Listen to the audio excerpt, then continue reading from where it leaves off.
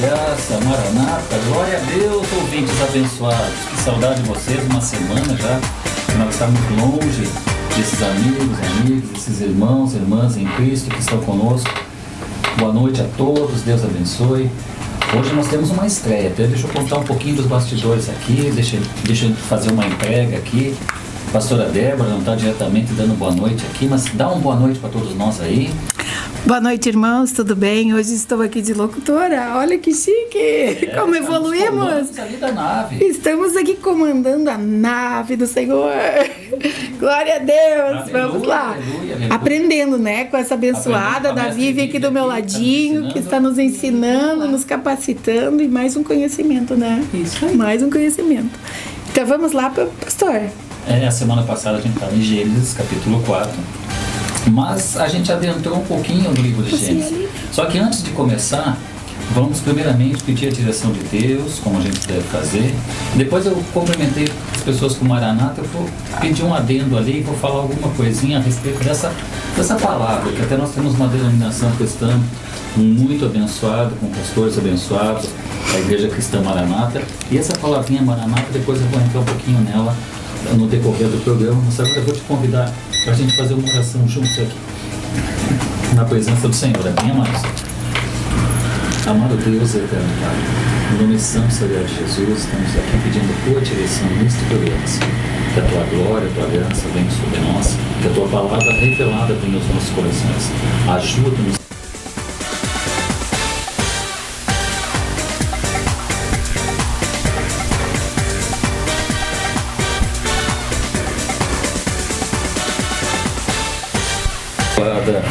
Amém, vamos lá então. Boa noite a todos, estamos aqui mais um estudo Panorama Bíblico, né, pastor? Graças a Deus. E com o término do capítulo 4, para que a gente possa ingressar e caminhar no nosso estudo. Vamos caminhando em Gênesis 5, Gênesis 6, até chegarmos, se Jesus não voltar antes, né? Amém, que volte logo. Ao livro de Apocalipse. E aí acabou o programa. Bom, nós teremos aí um bom tempo até chegar em Apocalipse, mas depois a gente vai ficar mais detalhista ainda na palavra do Senhor. Amém, meus amados? Amém. E, antes de eu entrar diretamente na palavra, como eu falei, a palavra Maranata era uma forma de cumprimento dos antigos cristãos. Maranata é uma palavra que significa vem, Senhor Jesus. Em vez de dizer paz do Senhor, porque o paz, ela vem de Shalom, ela vem de uma palavra hebraica, onde os judeus cumprimentam com a paz do Senhor. Mas os cristãos primitivos, eles ansiavam, como nós devemos ansiar, pela volta de Jesus. E por ansiar pela volta de Jesus, eles se cumprimentavam Maranata, que significa vem, Senhor Jesus. Então, essa espera da volta do Senhor, já eles se cumprimentavam com Maranata. Por isso eu já cumprimentei no paz do Senhor, Shalom, amém? Para cumprimentar todos, independente da sua denominação, e uma boa noite para quem ainda não nasceu novamente em Cristo, mas está aprendendo a palavra dele.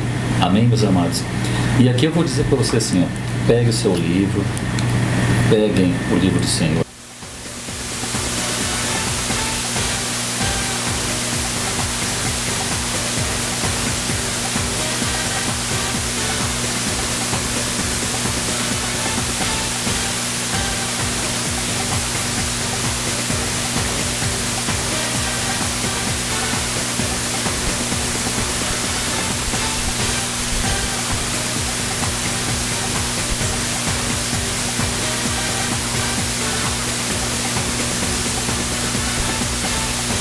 Enfim, e ela concebeu e deu à luz Caim, e declarou com a ajuda do Senhor: tive um filho homem. Voltou a engravidar e desta vez lhe nasceu Abel, irmão de Caim. Abel tornou-se pastor de ovelhas e Caim cultivava a terra. Passado o tempo, Caim apresentou alguns produtos do solo em oferenda ao Senhor. Abel, por sua vez, ofereceu as primícias e a gordura de seu rebanho. Ora, o Senhor aceitou com alegria Abel e sua oferta. Todavia, não se agradou de Caim e de sua oferenda, e por esse motivo, Caim ficou muito irado e seu semblante assumiu uma expressão maligna. Então o Senhor abordou Caim: por que estás furioso? E por qual motivo teu rosto está transtornado? Se procederes bem, não serás aceito? Entretanto, se assim não fizeres, sabe que o pecado espreita a tua porta e deseja destruir-te. Cabe a ti vencê-lo. Aqui, meus amados, eu vou fazer um pequeno adendo e falar um pouquinho, comentar um pouquinho sobre o que a gente viu até aqui. Aqui está sendo preparado um preâmbulo, uma introdução do que aconteceria posteriormente.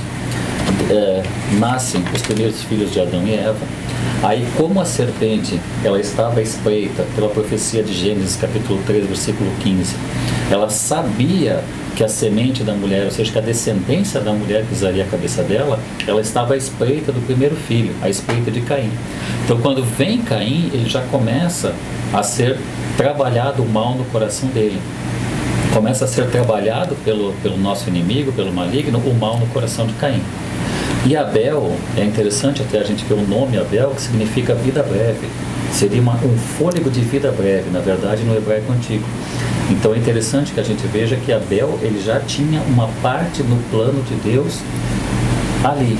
Mas ainda Deus dá uma oportunidade, ele chama Caim, conversa com Caim, o próprio Deus fala diretamente a Caim. Por mais que o coração dele estivesse pervertido, estivesse sendo pervertido pelo maligno, mas ainda Deus intervém e mostra para ele, porque na verdade não é que Deus não o amava e Deus não queria receber a oferta dele, porque na verdade essas ofertas Deus não recebeu, mas é pelo caráter da oferta, pelo caráter de quem estava dando a oferta. O coração dele não estava em Deus, o coração de Caim não estava em Deus, diferentemente do coração de Abel, que estava totalmente voltado para o Senhor. Então o caráter dessas ofertas, o caráter de quem estava ofertando é que fez toda a diferença.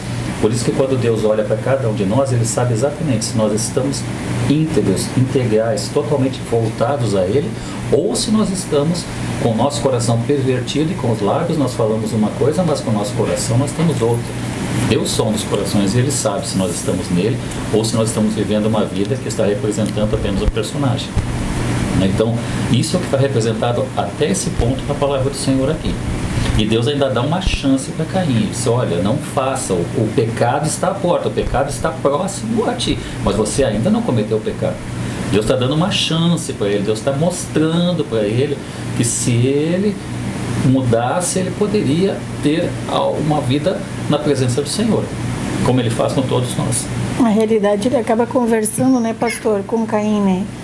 Olha que grande significado tem. Deus vai até ele, conversa e pergunta, né? Então quer dizer que ele teve uma oportunidade, porém o coração dele não estava apto para entender que essa oportunidade de não fazer, de não cometer o pecado, ele teria como seu livre-arbítrio a escolha, mas ele escolheu mal, infelizmente.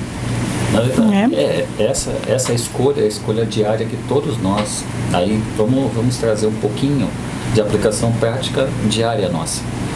Nós estamos cercados pelo mal, diariamente. O mal está espreito. Aqui, na verdade, isso que Deus fala a Caim é algo que nós podemos trazer para a nossa aplicação diária. Versículo, capítulo 4, versículo 6 diz assim: Então o Senhor abordou Caim. Por que estás furioso? E por qual motivo teu rosto está transtornado? Se procederes bem, não é certo que serás aceito? Entretanto, se assim não fizeres, sabe que o pecado espreita a tua porta e deseja destruir-te. Cabe a ti vencê-lo. Então, Deus colocou assim, olha, a partir do momento em que houve o conhecimento do bem e do mal, cabe a cada um decidir a qual Senhor vai servir. Exatamente. Se ele vai servir ao bem ou se ele vai servir ao mal.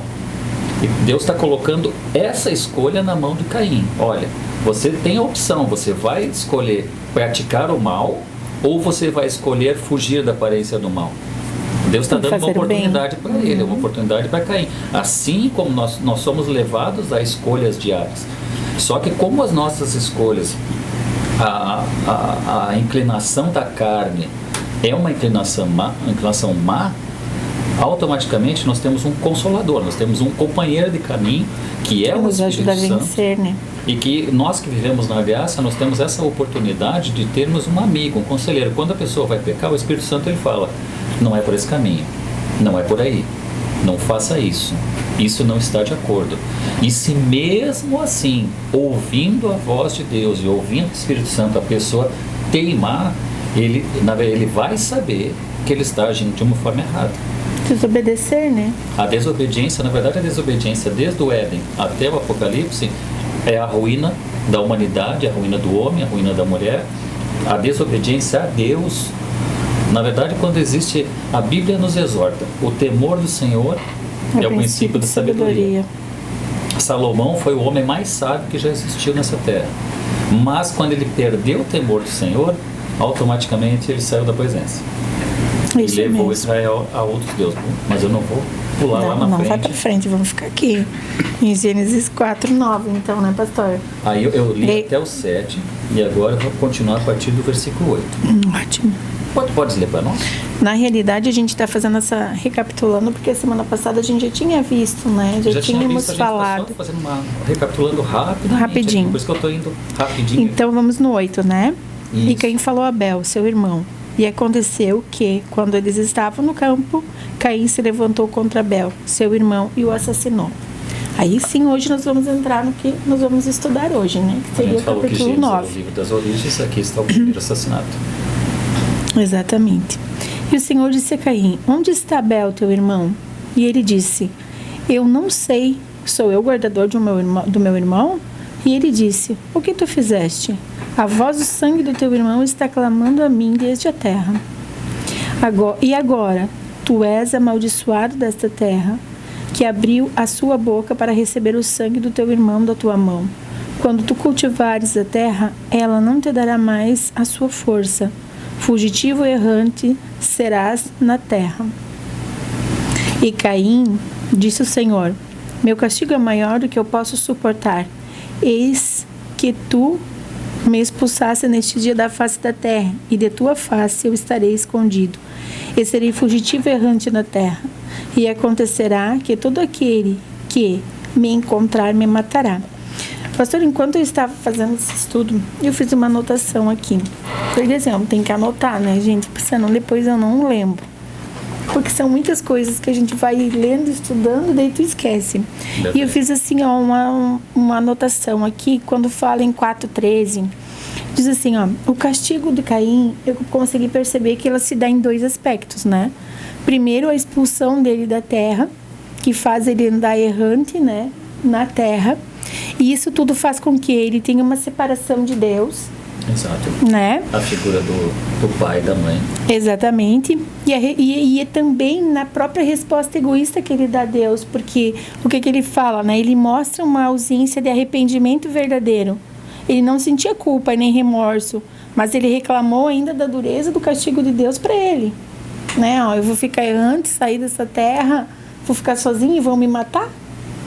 Né? Então, assim, em nenhum momento ele confessou o pecado, em nenhum momento ele se arrependeu, pelo menos na fala dele aqui, que as escrituras trazem, em nenhum momento fala que ele se arrependeu. Então, o pecado estava com ele, a maldade estava com ele, isso destituiu ele da glória de Deus, né? Exato, ele sabia, pelo que aconteceu com o pai e a mãe, ele já sabia. Deus deu oportunidades, assim como Deus deu oportunidade, veio no Jardim do Éden e disse, Adão, aonde estás, Adão? Aqui ele fala ainda. Ele ainda dá oportunidade a Caim, como deu oportunidade a Adão, de confessar com a sua boca os seus pecados, de dizer, olha, eu fiz, mas o que eu posso fazer? Ele ainda deu uma oportunidade. Mesmo após concretizar o mal que Deus havia dito a ele que aconteceria, Deus estava dando ciência, olha, vai acontecer, o mal está espreitando, você vai fazer isso mesmo? Aí mesmo após ele fazer, Deus vai lá e diz, o sangue do teu irmão clama desde a terra. Então eu sei o que você fez, eu avisei que você faria e disse para você não fazer. Mas a extensão da misericórdia de Deus é tão maravilhosa que mesmo ele pecando, mesmo ele praticando o mal, mesmo ele sabendo que teria uma consequência, ele reclama da consequência. Ele apela da misericórdia divina, aonde ele vai dizer assim, apelou Caim ao Senhor. Então ele vai, ele apela. Mas Deus nunca nos abandona, independente do pecado que nós viermos a cometer. Claro que todo pecado é um pecado. Às vezes tem pecados inconscientes e pecados conscientes. Tem aqueles pecados que tu pecas sem saber que tu pecou e depois tu vai ter ciência desse pecado. Mas há os pecados que você peca sabendo que está pecando. Há uma diferença de pecados. Quem tem pecado de estimação vai ser encaminhado ao inferno junto com o seu pecado de estimação. É uma escolha. Pecar ou não pecar. Ter estimação no pecado ou não. Mas nesse caso aqui, nem quando Deus mostra que não é também permitido uma vingança pessoal, porque, por exemplo, assim, quando Adão e Eva foram tirados do jardim, Deus não os abandonou, e nem Caim, como a palavra vai mostrar agora aqui abaixo. E o Senhor lhe disse: portanto, todo aquele que matar Caim, a vingança será tomada sobre ele 7 vezes.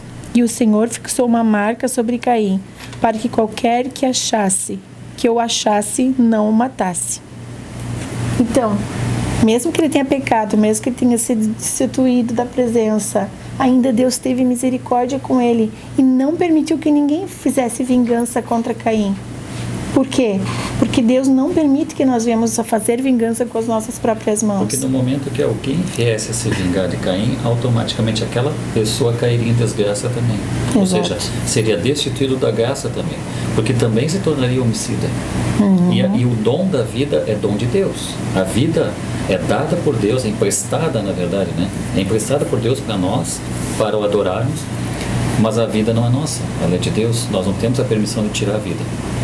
E mesmo não tendo essa permissão, mesmo sendo Caim destituído da graça, quem tirasse a vida dele, automaticamente estaria sendo homicida também. Então Deus já preservou, já tomou esse cuidado e disse: não, você pecou, você fez isso, mas que outro não faça o que você fez. Exatamente. Até vou falar uma historinha que surgiu ali na época, ali nos anos, após as grandes navegações ali, nos anos de 1570, 1580, por aí, que já estava se começando a difundir um pouco mais a Bíblia. Gutenberg já tinha imprimido a Bíblia. Quando o pessoal começou a ler mais a palavra, quando ela começou, porque antigamente, antes de Lutero, antes da Reforma Protestante, somente o pessoal da igreja, que na época era a Igreja Católica Romana, né, somente eles tinham acesso à palavra de Deus. E aos doutores que estudavam. Mas depois começou a se popularizar um pouco mais, começou a se tomar conhecimento das histórias da Bíblia. E por não estar registrado a morte de Caim, se criou um mito de que Caim, ele tinha uma marca que Caim não morreria, seria imortal. Só que, na verdade, esse mito desconsidera que da árvore do bem e do mal eles comeram. Mas a árvore do fruto da vida, que seria a vida eterna, não foi permitido. E quando ele nasceu, eles já estavam fora do Jardim do Éden, então não tinha essa condição de imortalidade. Exato. Então, assim, por que eu estou ressaltando isso? Porque foi um mito criado por uma má interpretação da Bíblia. Então, muitas vezes as pessoas criam mitos. Eu li uma parte da Bíblia aqui, isso é tal coisa. Não dá para conjecturar. Não dá para começar a querer falar coisas que não estão escritas no texto ou que se subentende, não. Aí se criou esse mito de Caim, mas na verdade é um mito porque se a gente olhar o restante da palavra, está em desacordo esse mito. Sim. Então por isso que é importante falar. Eles nasceram pós-jardim. Então é um mito que se criou e muito tempo ele ficou, tanto que foi preservado. Quando a gente estuda teologia hoje, a gente até, é uma das historinhas que a gente conta, né, que a gente conversa. Mas vamos fazer uma brincadeira, pastor. Por que esse Adão não comeu da árvore certa, né? Por que essa Eva não deu a fruta certa para ele comer? Que daí seríamos realmente imortais. Mas na realidade somos imortais, né? Na verdade somos seres imortais, passando uma temporada na Terra. Carimbando o nosso passaporte. De volta para casa. Exatamente. Vamos à frente, pastor? Amém. Mas antes de irmos à frente, pessoal, não esqueça, quem tiver alguma dúvida sobre o que a gente está colocando, por favor, envie um WhatsApp para nós. WhatsApp da rádio, pastor? 999417750. Aí pode colocar a sua. @rádio _resgate com 2 T's. E também nós temos aqui, eu queria falar, né? Temos os nossos ouvintes, pastor. Temos de Joinville, temos de Balneário, que aconteceu a semana passada de Balneário, alguns ouvintes, tivemos de Penha, tivemos de vários lugares. Do Rio Grande do Sul também. Do Rio Grande do Sul. Agradecemos aos ouvintes gaúchos, É aos verdade. conterrâneos. É verdade. Nós tivemos várias e alguns questionamentos, algumas perguntas, mas daí em off, né? Acabaram mandando no WhatsApp particular e a gente acabou respondendo depois que tinha acabado o programa já. Então vamos à frente. Então nós estaremos agora fazendo a leitura do capítulo 4, 16, tá? E Caim saiu da presença do Senhor e habitou na terra de Nod. Nod quer dizer o quê, pastor? Uma terra que é... A palavra Nod significa peregrinação. Então, errante verdade, também, né? Peregrinação, errante, algumas traduções. A gente tem que entender também, às vezes, assim, muitas dessas palavras, quando Deus deu a Moisés, e Moisés registrou essas palavras, elas dependem da tradução, elas têm uma pequena diferença ali, porque peregrino ou errante, e até dentro desse mito de Caim, chamavam Caim o errante, né? Então, mas na verdade, ele é errante, ele é peregrino, era alguém que não tinha uma morada própria, então ele foi peregrinar, e aqui na minha Bíblia, aqui pelo menos, que tem a tradução a partir da King James de 1611, ela diz a leste do Éden, mas na maioria das traduções do João Ferreira de Almeida fala ao oriente do Éden, que geralmente, a gente até conversava isso hoje à tarde no estudo, que geralmente se traz o oriente a parte leste e o ocidente a parte oeste, essas localizações dentro da Bíblia, a não sei quando são algumas coisas muito específicas que vai se falar ao norte, ao sul de tal lugar. Bem, então vamos à frente. O 17. E Caim conheceu sua mulher, e ela concebeu e teve Enoque. E ele edificou uma cidade, e chamou o nome da cidade de Enoque, conforme o nome do seu filho. E a Enoque nasceu Irade. E Irade gerou Meujael, e Meujael gerou Metusael, desculpa. Deixa eu só fazer uma anotação aqui. Existe dentro da descendência de Caim. Isso, né, é bem importante. E da descendência de Sete, que depois que Caim caiu em desgraça, né? Ele foi peregrinar na terra de Nod. Abel já tinha sido morto por seu irmão. Aí vem o terceiro filho de Adão e Eva, que é Sete. Nós vamos ver adiante aqui a descendência de Sete. Só que existem alguns nomes, por exemplo, Enoque. Enoque é um nome que tem na descendência de Caim e tem na descendência de Sete. Sim, aí Lameque. O Lameque, nós vamos ver que Lameque também é um nome que tem nas duas descendências. Então é importante que quando esses nomes aparecerem, a gente vai desmistificando, mostrando que são personagens diferentes da palavra, são descendências diferentes. Porque este Enoque que está aqui, na descendência de Caim, não é o Enoque que foi chamado amigo de Deus e que nem conheceu a morte. Exatamente. Aquele que andava com Deus é o Enoque que vem da descendência de Sete. Não este que a gente está falando agora, que está descrito aqui na descendência de Caim como filho de Caim. Não é esse Enoque. Esse Enoque é filho de Caim, vem da linhagem de Caim, não tem nada a ver com o Enoque que foi transladado ao céu por Deus. Exatamente. Então vamos à frente. Desculpa atrapalhar. Metusael e Matusael gerou Lameque. E Lameque tomou para si 2 esposas. O nome de uma era Ada e o nome da outra Zilá. E Ada teve Jabal. E ele foi o pai dos que habitavam em tendas e dos que têm gado. E o nome de seu irmão era Jubal. Esse foi o pai de todos os que manuseavam a harpa e o órgão. E Zilá, ela também teve Tubal-Caim, um instrutor de todo artífice de bronze e de ferro. E a irmã de Tubal-Caim era Naamá.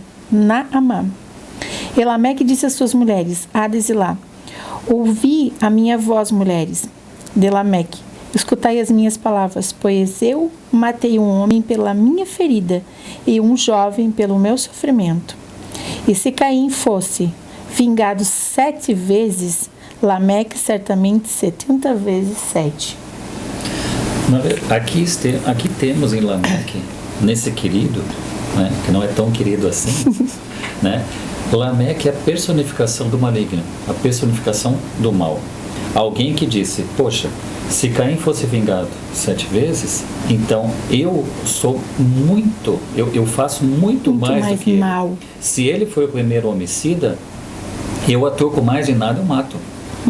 Eu mato quem me ofender, eu mato aquele que eu tiver disposto, e ele já colocou aqui algo que seria anulado por Jesus lá na frente, quando Jesus disse: quantas vezes eu tenho que perdoar meu irmão? 70 vezes 7. Exatamente. Então assim, essa fala dele aqui, que teria que ser aqui, matei um homem por causa do ferimento, se Caim é vingado 7 vezes, Lameque deve ser vingado 70 vezes 7. Esse 70 vezes 7 dele, essa maldade toda aqui, Jesus anulou lá na frente no Novo Testamento. Toda essa Glória maldade. a Deus. Mas por o Lameque, aí que entra. O Lameque, esse não tão querido aqui, digamos assim, o Lameque era a personificação do mal, tanto que ele escolhe 2 esposas. E já entra a poligamia. É que quando começa uma imoralidade, uma falta de ética, uma imoralidade moral, a consequência da imoralidade moral vem da imoralidade sexual. São 2 coisas totalmente proporcionais. A imoralidade ética, ela vem da imoralidade sexual. Por quê? Porque o rompimento de padrões éticos, ele acaba na luxúria. Exatamente. A luxúria é um final. Quando não existem limites para algo, a luxúria é um dos caminhos. Por isso que leva os 7 pecados capitais. E também a questão da poligamia não era algo que era normal naquele momento. Até esse momento, não. Não, por quê? Porque Deus tinha instituído o matrimônio entre homem e mulher, e que eles fossem um matrimônio para toda a vida. Macho e fêmea, não macho e fêmeas. Isso. Não havia essa ordenança. Não, era um só. É uma peculiaridade. Quando a gente vê a palavra que foi utilizada lá no início, não é essa palavra. Tanto que essa depravação sexual vem do lado cainita, vem do lado da linhagem que tinha sido tirada da graça de Deus, tinha sido apartada de Deus. Então vem dessa linhagem. E também não eram os planos de Deus, né? Era que fosse um homem e uma mulher, e para a eternidade, ou seja, para sempre. Por isso que esse Lameque aqui, ele vem personificar tudo que tem de maligno e tudo que tem de mal. Pastor, vamos fazer um breve intervalinho, então? Já chegou o nosso horário. Perfeito, perfeito.